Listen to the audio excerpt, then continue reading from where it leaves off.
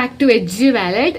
Maths say exam എഴുതുന്നവര്, improvement exam എഴുതുന്നവര്, അവർക്ക് വേണ്ടിയിട്ടാണ് നമ്മൾ ഇന്നത്തെ ഈ വീഡിയോ ചെയ്യുന്നത്. സോ മാത്സ് എക്സാമിൽ ആദ്യം നമ്മൾ മാത്സ് സേ എക്സാം എഴുതുന്ന കുട്ടികളോടാണ് ആദ്യം നമ്മൾ പറയുന്നത്, നിങ്ങൾക്ക് പാസ് മാർക്ക് വേണ്ടത് നിങ്ങൾ ആദ്യം മനസ്സിലാക്കുക. +1ഉം +2ഉം കൂടി 36 മാർക്കാണ് നിങ്ങൾക്ക് പാസ് ആവാൻ വേണ്ടത്. ഇപ്പൊ നിങ്ങൾക്ക് +1 18 മാർക്ക് ഉണ്ടെങ്കിൽ +2 18 മാർക്കാണ് നിങ്ങൾ വാങ്ങണ്ടേ. സോ രണ്ടും കൂടി നിങ്ങൾക്ക് 36 മാർക്ക് ഉണ്ടോ ഇല്ലയോ നിങ്ങൾ നോക്കുക. ആദ്യം നിങ്ങൾ ചെക്ക് ചെയ്യുക നിങ്ങൾക്ക് എത്ര മാർക്കിന് പാസ് ആവാൻ വേണം. സോ മാത്സിലൊക്കെ നമുക്കറിയാം +2 കുറച്ച് അധികം പഠിക്കാനുണ്ടായിരുന്നു. അപ്പൊ ഇത് ഒരു പുതിയ ചാൻസ് ആയിട്ട് കാണാം. നീ സേ എക്സാം എഴുതുന്നല്ലോ, തോറ്റുപോയാലോ എന്ന് ആലോചിച്ച് ആരും ടെൻഷൻ അടിക്കണ്ട. നമുക്ക് ഇപ്പൊ ഒരു ചാൻസ് ഉണ്ട്. ഇനി കുറച്ച് ദിവസങ്ങൾ കൂടി ഉണ്ട്.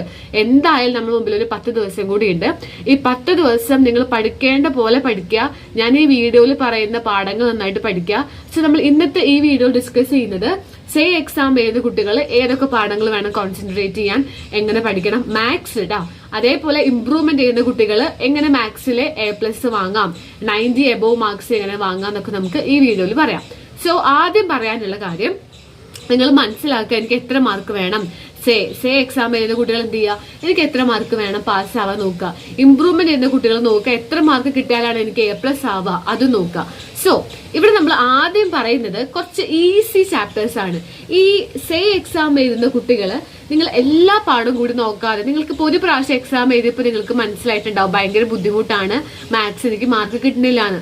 അപ്പൊ നിങ്ങൾ വീണ്ടും പഴയ പോലെ തന്നെ പഠിക്കാതെ ഒന്ന് മാറ്റി പഠിക്കുക. സോ നമ്മൾ ഈ വീഡിയോയിൽ പറയുന്നത് നിങ്ങൾ മസ്റ്റ് ആയിട്ട് പഠിക്കേണ്ട കുറച്ച് പാഠങ്ങളാണ്. ടഫ് ആയിട്ടുള്ള പാഠങ്ങൾ നിങ്ങൾക്ക് ഒട്ടും തലയിൽ കയറുന്നില്ല എന്നുണ്ടെങ്കിൽ പിന്നെ നിങ്ങൾ അതുമ്പോൾ തന്നെ കോൺസെൻട്രേറ്റ് ചെയ്തിട്ട് കാര്യമില്ല.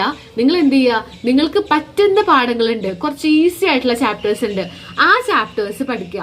അപ്പൊ നിങ്ങൾക്ക് എന്തായാലും പാസ് ആവാനുള്ള മാർക്ക് കിട്ടും. പാസ് ആവുന്നല്ല 18 30-40 മാർക്ക് നിങ്ങൾക്ക് വാങ്ങാനായിട്ട് പറ്റും. അപ്പൊ ടഫ് ഉള്ള പാഠങ്ങളും കുറെ ഇക്വേഷൻസ് ഉള്ള പാഠങ്ങളാണെങ്കിൽ അത് വിട്ട് കളയാ. ഇനിയുള്ള 10 ദിവസം എന്ത് ചെയ്യുക, കുറച്ച് ഇമ്പോർട്ടന്റ് ആയിട്ടുള്ള പാഠങ്ങളുണ്ട്, അത് നന്നായിട്ട് ചെയ്ത് പഠിക്കുക.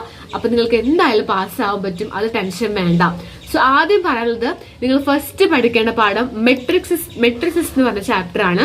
എന്തായാലും അതിനൊരു 12 മാർക്ക് മിനിമം ആണ് പറയുന്നത്. 12 മാർക്ക് നമുക്ക് അതിന് ചോദിക്കാറുണ്ട്.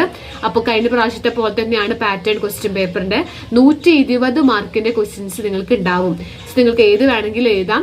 അതുകൊണ്ട് മെട്രിക്സസ് എന്ന് പറഞ്ഞ ചാപ്റ്റർ എന്ത് ചെയ്യാം, നന്നായിട്ട് പഠിക്കുക. 12 മാർക്ക് നിങ്ങൾ അതിൽ നിന്ന് ഉറപ്പായിട്ട് വാങ്ങണം. അതിൽ നിന്ന് 1 മാർക്ക് പോലും കളയരുത്.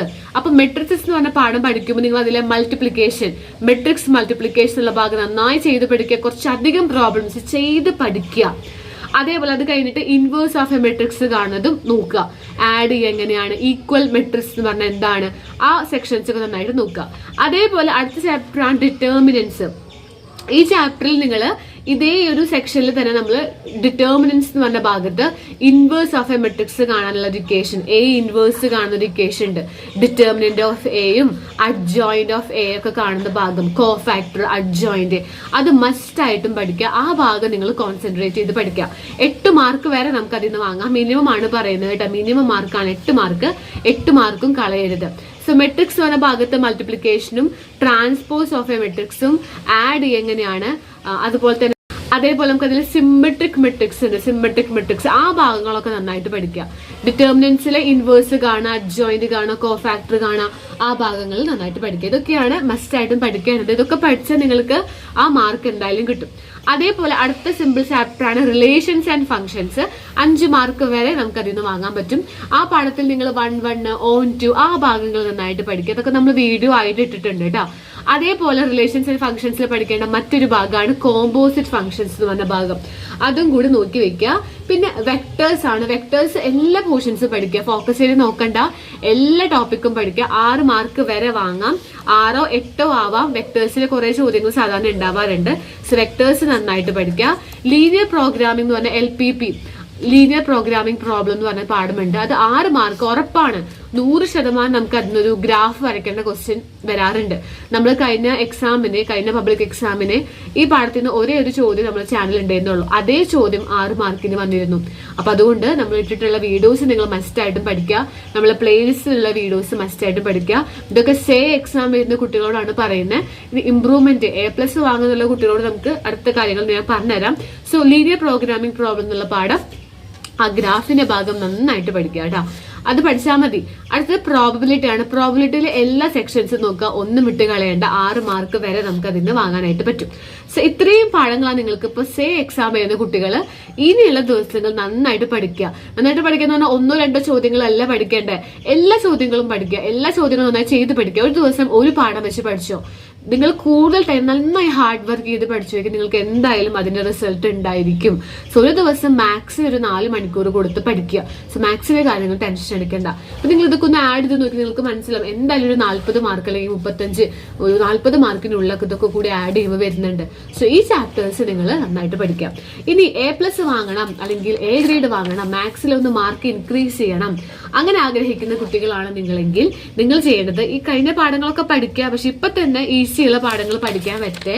ഇതൊക്കെ നിങ്ങൾ ലാസ്റ്റ് ആ ഒരു 4-5 ദിവസങ്ങൾ ഇത് പഠിച്ചാൽ മതി. ഇംപ്രൂവ് ചെയ്യുന്ന കുട്ടികൾ എന്ത് ചെയ്യുക, നിങ്ങൾ കോൺസെൻട്രേറ്റ് ചെയ്യേണ്ട പാഠങ്ങൾ, അതായത് ഇനി മുതലേ ഇനിയുള്ള ഒരു 5-6 ദിവസം, നമുക്ക് 10 ദിവസം ഗ്യാപ്പ് ഉണ്ട്. ആദ്യത്തെ ഇനിയുള്ള ഒരു 5 ദിവസം നിങ്ങൾ ഈ പാഠങ്ങൾ വേണം കോൺസെൻട്രേറ്റ് ചെയ്യാൻ. ലാസ്റ്റ് 5 ഡേയ്സ് നിങ്ങൾ ആ ഈസി പാഠങ്ങൾ നോക്കിയാൽ മതി. ഇപ്പൊ നിങ്ങൾ പഠിക്കേണ്ട പ്രധാനപ്പെട്ട പാഠങ്ങൾ, നിങ്ങൾക്ക് A+ നഷ്ടമാവുന്നതും A ഗ്രേഡ് നഷ്ടമാവുന്ന പാഠങ്ങൾ ഇതാണ്.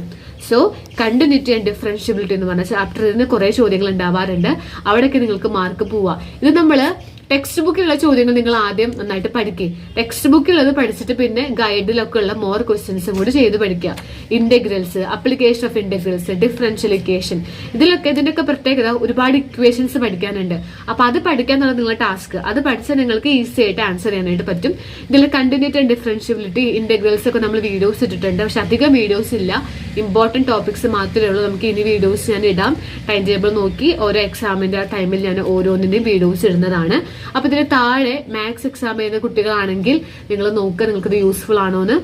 നമ്മൾ നിങ്ങൾക്ക് ഏതെങ്കിലും ടോപ്പിക് ഒന്ന് എടുത്തു തരണമെന്നുണ്ടെങ്കിൽ ജസ്റ്റ് കമന്റിൽ അറിയിക്കാം. ഓക്കെ, സോ നിങ്ങൾ ഏറ്റവും കൂടുതൽ കോൺസെൻട്രേറ്റ് ചെയ്യേണ്ട പാഠങ്ങൾ ഇതാണ്. ഇനിയുള്ള ദിവസങ്ങൾ ഒരു 5-6 ദിവസം ഓരോ ദിവസം ഓരോ ചാപ്റ്റർ വെച്ച് നന്നായി ഫോക്കസ് ചെയ്യുക, ഇടയ്ക്കിടയ്ക്ക് റിവൈസ് ചെയ്യുക. അത് കഴിഞ്ഞിട്ട് ലാസ്റ്റ് ഒരു 5 ദിവസമൊക്കെ നിങ്ങൾ ഈ സിമ്പിൾ ചാപ്റ്റേഴ്സും കൂടി നോക്കിയാൽ മതി.